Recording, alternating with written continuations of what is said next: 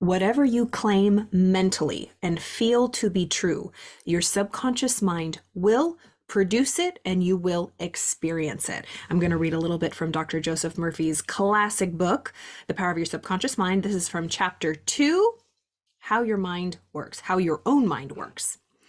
You have a mind and you should learn how to use it. Yes, we should. There are two levels of your mind. We talk about that a lot here. Two levels of your mind. This big ball here is your mind, conscious, subconscious. This is your mind. You have two parts, conscious thinking, subconscious feeling or emotional mind. There are two levels of your mind, the conscious or rational level and the subconscious or irrational level.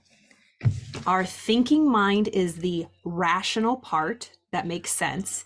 The feeling subconscious is the irrational part that doesn't make sense. And these are the two parts that Dr. Joseph Murphy is talking about. So there are two levels of the mind, the conscious or rational level and the subconscious or irrational level. You think with your conscious mind, the top part, and whatever you habitually think sinks down into your subconscious mind, which creates according to the nature of your thoughts. Again, we think with our conscious thinking mind, and whatever we think repeatedly, we become emotionally involved with. It's like these are the seeds, this is the soil. We drop it down into the subconscious heart or feeling mind, or as ancient Greeks called, our psyche, the heart of hearts, the heart of man. Our heart is not this beating sack in our chest. Our heart is in our mind, our feeling and our emotions.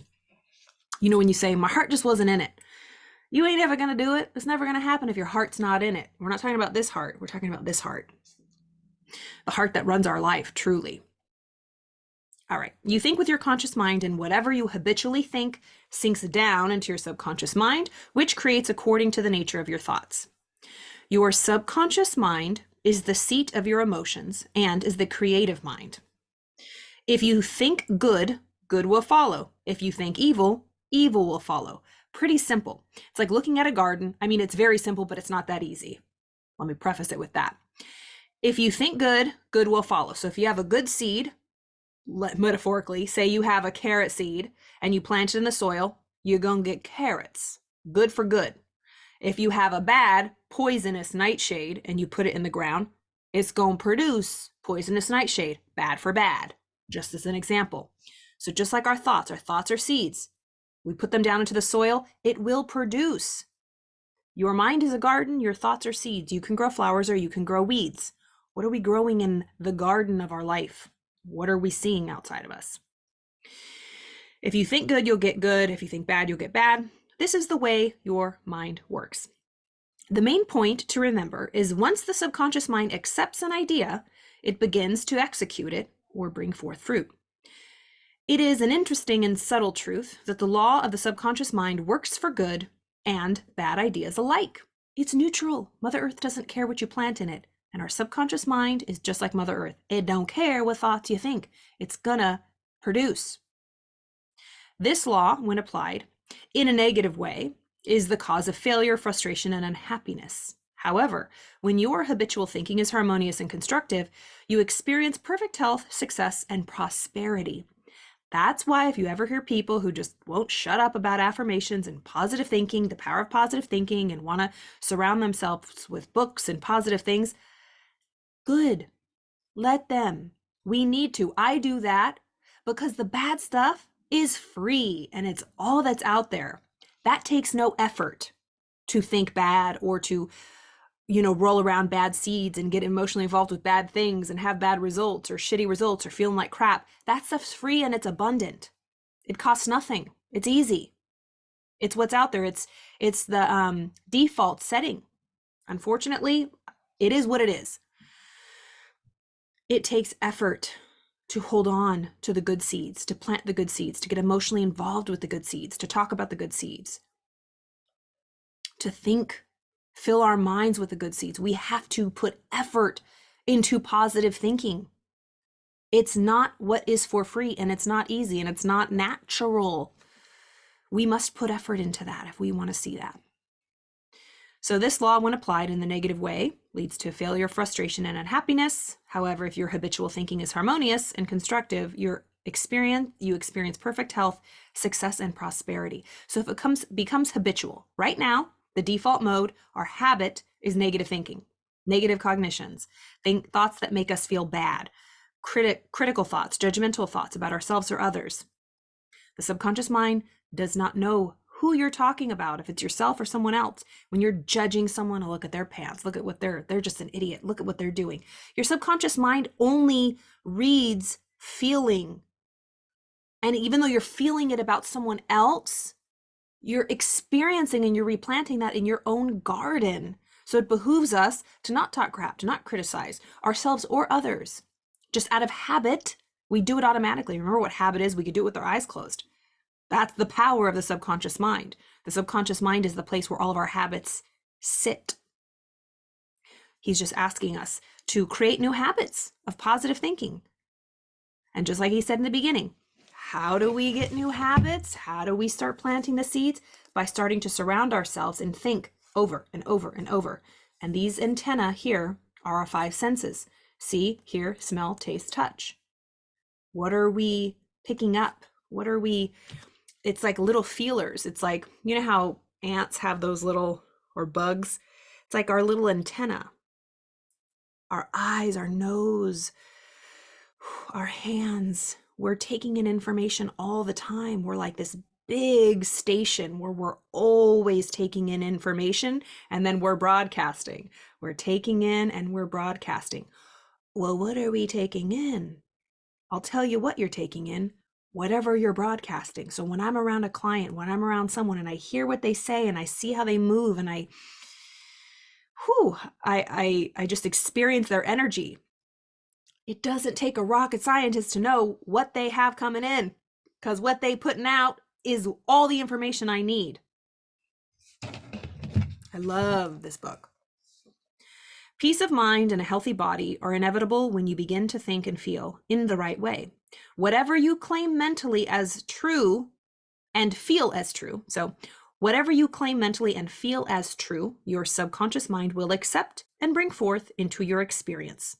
The only thing necessary for you to do is to get your subconscious mind to accept your idea. And the law of your own subconscious mind will bring forth the health, peace, or the position you desire. You give the command or decree, and your subconscious mind will faithfully reproduce the idea that you impressed upon it. The law of your mind is this: you will get a reaction or response from your subconscious mind according to the nature of the thought or idea you hold in your conscious mind. You will get a reaction or response from your subconscious mind according to the nature of the thought or idea you hold in your conscious mind. So he's giving us the formula right here. This is how our mind works. This is the law. You will get a reaction or response. You will receive from your subconscious mind according to the nature of the thought or idea you hold in your conscious mind. The feeling, right? Whatever your subconscious mind will deliver to you in feeling, which we feel in our body, whatever the heck is here. So that's a pretty easy formula. We will feel our subconscious mind. We will feel whatever we are consciously entertaining, what thoughts we're entertaining, what thoughts we let get emotionally wrapped up in emotions, what we clothe with our emotions, we let get under our skin, so to speak. Because it's here in this conscious mind, we have the choice to kick it out or not. But a lot of times we don't. We just accept it. We just think it's true. We never question. Whatever thoughts we have, we think are ours, or that we have no choice to kick it out or not. Not today, Satan. Not today. No, ain't nobody got time for that. Psychologists and psychiatrists point out that when thoughts are conveyed to your subconscious mind, impressions are made in the brain and cells. This is what I think the recent science is calling neuroplasticity. Mindfulness has the ability to change the brain or the body. So psychologists and psychiatrists point out that when thoughts are conveyed to your subconscious mind, impressions are made in the brain cells. That has been proven to be true. Somebody made a great comment. Thank you so much. And I'll respond to it here. How do I have such conviction about these claims or these theories? I have such conviction. I'm basically always reading from something that I've read over and over and over and over that to me resonate, I feel to be true, and that I have experienced personally in my life. So through experience comes conviction. I've lived it. I used to suffer from anxiety, from depression. I used alcohol to cope. I was an addict. I'm sober now for 4 years. I have implemented this work, this conscious subconscious mind. Freud started it back over 100 years ago. So I encourage you to do your own research. I certainly have, and I couldn't in a couple minutes share with you how I know. I've done a lot of research. I've done a lot of homework. And it's only until you experience it yourself by doing that work, the inner work, because no one can explain it to you, because you're right. It is just conjecture. It is just theory. But it's experience for me. I've experienced it. So I read with such conviction because I've read so many books on the subconscious mind. I have a master's degree in psychology. I'm a therapist. I work with hundreds, if not thousands of people already, seeing the similar patterns. I see it in myself. My own experience is the most important thing to me, but it's just extra to see it daily in other people, in other human beings, the power of our subconscious mind, what we think, how we habitually act, what's really in control. So favorite books of mine: The Power of the Subconscious Mind by Dr. Joseph Murphy, Psycho-Cybernetics by Dr. Maxwell Maltz, all of Dr. Joe Dispenza's work. He's doing some groundbreaking work. Other psychiatrists, psychologists I love: Dan Siegel, Dr. Dan Siegel, Daniel Siegel. He has great stuff on the mind. So many more. That's why I have such conviction. I read from books that have proved to be true in my life, and I study, all of the recent groundbreaking research. You can look up actually on Google Scholar. They have published, vetted journals, like science journals, medical journals that are peer reviewed, which are, legit sources. Also, there's been studies over and over and over, and it always comes out with basically the same result, that 95% of our habitual living and the things we do is unconscious, subconscious. It's habitual. And only 5% is conscious thinking, because we couldn't survive. Like, think about when you first learned how to drive a car, you consciously were there. You hands 10 and 2, clutch. If you drove, manual, learned how to drive a car. Now you can do it with your eyes closed. Now your subconscious took over. It's no longer conscious. If we had to consciously think about every single thing we do, no way. So that's our subconscious mind now. It's below conscious level. We're not consciously aware we're doing it. So yeah, I'm enthusiastic and I'm so full of conviction because I've experienced this to be true, and I continue to learn. My mind is open. I come to no conclusions. I'm always open to new things. So share if you have any new stuff. But yeah, that would be my answer to that. I hope you enjoyed that. That was just a little bit from The Power of Your Subconscious Mind by Joseph Murphy. I highly recommend it. Audiobook. You can find it free on YouTube. I think this is 99 cents, one of the copies on iBooks. I hope you enjoyed that. As always, my pleasure. Reach out, carlaelizondo.com. I'm here for you. I'll see you tomorrow.